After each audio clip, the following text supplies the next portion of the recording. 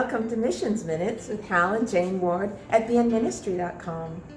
Today we're here with a man who's called to missions. His name is Seth, and he goes to the Dwelling Place in Huntsville, Alabama. So Seth, you're involved in mission work amongst the First Nations people here in the United States and indigenous tribes around the world. Tell us about how you got into that and what you do. Okay, so well, first off, I'm a tribal citizen myself, so what that means is I am a First Nations person. So right off the bat, it's kind of just who I am. I love my culture, I love my people, but as the older I got, the more I just really felt led to pursue the Great Commission amongst my own people, but also other nations and tribes. So now that's just what I do. That looks like going to powwows and doing crusades and donating hygiene supplies to at-risk women and children, just all different areas. Anywhere where I feel I can really make a difference and an impact, we do it, and I've done it with First Nation tribes all across the U.S., some in Canada. What are some of the spiritual needs of Native Americans here in the United States?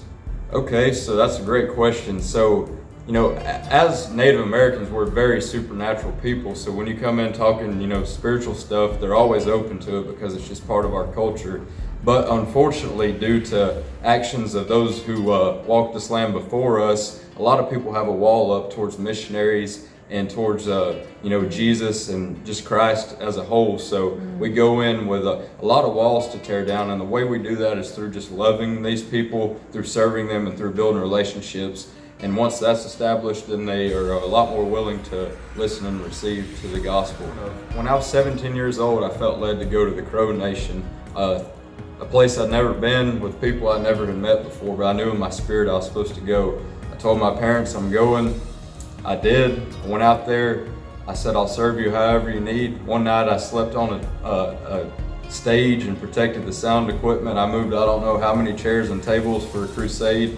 And fast forward several years later, I was adopted into that tribe, welcomed back, and now I MC the whole event when it takes place out there every year. And I've just been granted a lot of favors. So that goes to show what serving and building a relationship can do. So one thing that me and my wife are really hoping and believing for right now is for either an RV or a pull-behind camper. And we want this so that we can go to powwows and different reservations across the United States and stay, several weeks at a time and not have to be in a hotel. That way we can be right there amongst the people. What are some of the things you like to do with them? Because it's such an interesting culture.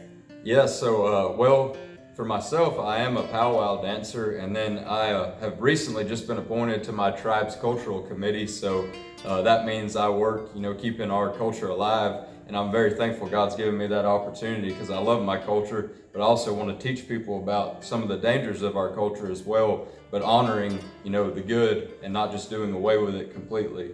Well, thanks for listening. We'll see you next time on Missions Minutes.